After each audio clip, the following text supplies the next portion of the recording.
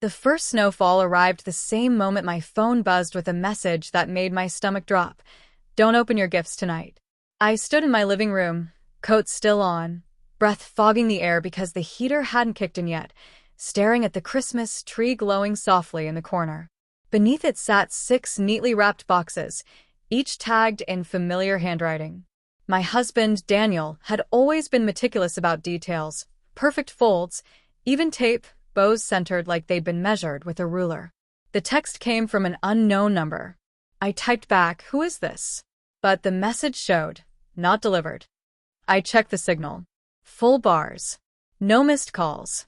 No follow-up explanation. Outside, the wind rattled the windows like impatient fingers. Daniel was supposed to be home an hour ago. He'd called earlier, cheerful, saying traffic was bad and that he had one last surprise for me. We'd been married 8 years, together 12. There were no secrets between us, or so I believed. I laughed at myself, set my phone on the table, and told the empty room I wasn't the kind of woman who let anonymous texts ruin Christmas Eve. Still, my gaze drifted back to the gifts. 6 boxes. We usually exchanged one big present each, not this. I poured a glass of wine to steady my nerves and waited. 10 minutes passed. Then 20.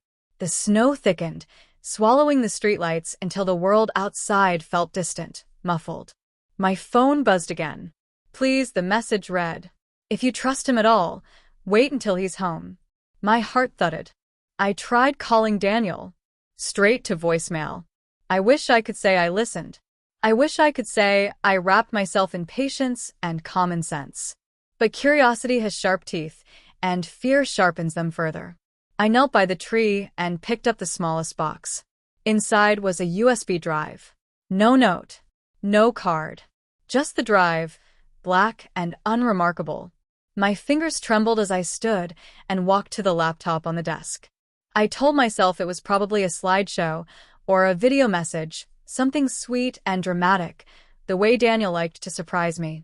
The screen flickered to life. The first file opened automatically. It was my bedroom. Not a recording from a phone held by a person, but from above, angled down toward the bed. The timestamp glowed in the corner. Last week. I watched myself on the screen, folding laundry, humming softly. I watched Daniel enter the frame, kiss my neck, make me laugh. Then I watched him leave the room. The video didn't stop. My throat tightened as realization crept in. I closed the file, hands slick with sweat, and opened another. The kitchen. The shower. The guest room. Different days. Different times. Always me, unaware. I slammed the laptop shut and staggered back, knocking into the table. My wine glass shattered, red liquid spreading across the floor like blood. The phone buzzed again. "You see now," the message said. "He didn't plan to tell you. Tonight was never about gifts." My ears rang. I texted back, "What do you want?" This time, it sent. "I want you alive," came the reply. "Check the second gift." I didn't want to touch another box. Every instinct screamed to run, but the snowstorm had trapped the street, and my car was buried under white. I peeled the wrapping off the second gift with shaking hands. A small metal device sat inside, blinking red. A camera. Footsteps crunched outside. I rushed to the window, heart pounding, but it wasn't Daniel's car pulling up. It was a dark SUV I didn't recognize. The engine idled, lights off. My phone vibrated violently. "He's not alone," the text warned. "He promised them you wouldn't scream." The third gift contained duct tape and zip ties. I gagged and dropped it, ball rising in my throat. My mind raced, piecing together moments I'd brushed aside. Daniel insisting on upgrading security. New locks, his sudden interest in online forums I wasn't allowed to see. The doorknob rattled. "Emma?"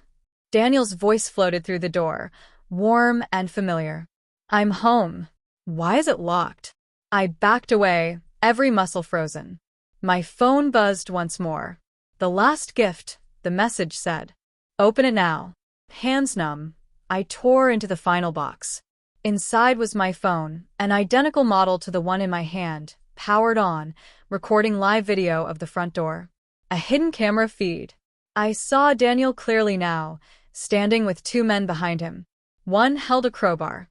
The other smiled directly into the lens, like he knew I was watching. The truth hit me so hard I nearly collapsed. Daniel hadn't been spying on me for obsession or control. He'd been preparing inventory. Proof. Content. A hand slammed against the door. "Emma, stop playing games," Daniel snapped, irritation bleeding into his tone. My phone buzzed again.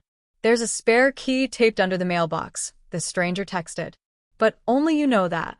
I didn't stop to question how they knew. I grabbed my coat, my phone, and slipped out the back door into the storm. Snow stung my face as I ran, heart hammering loud enough to drown out my thoughts.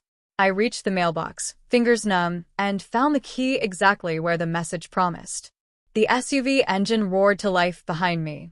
I dove into my car, hands shaking as I jammed the key into the ignition. The engine protested, then turned over. Headlights flared. I reversed blindly, skidding onto the road as the SUV lunged forward. My phone buzzed one last time. "Drive. Don't look back. He won't chase you past the bridge." I didn't ask why. I didn't slow down. I drove until the town lights vanished behind me and the bridge appeared through the snow like a thin, fragile promise. I crossed it. The SUV stopped. I pulled over miles later, sobbing so hard I could barely breathe. The messages never came again. The number disappeared. The police found the cameras, the recordings, the empty house. Daniel vanished before dawn, along with the men who'd come with him. Sometimes, late at night, my phone lights up with no notification, just a faint glow on the screen. I never open it right away, because now I know. Some warnings aren't meant to be questioned. And some gifts are only meant to be opened if you want to survive Christmas. If you love romance, thriller, and revenge stories, you can please check my channel too.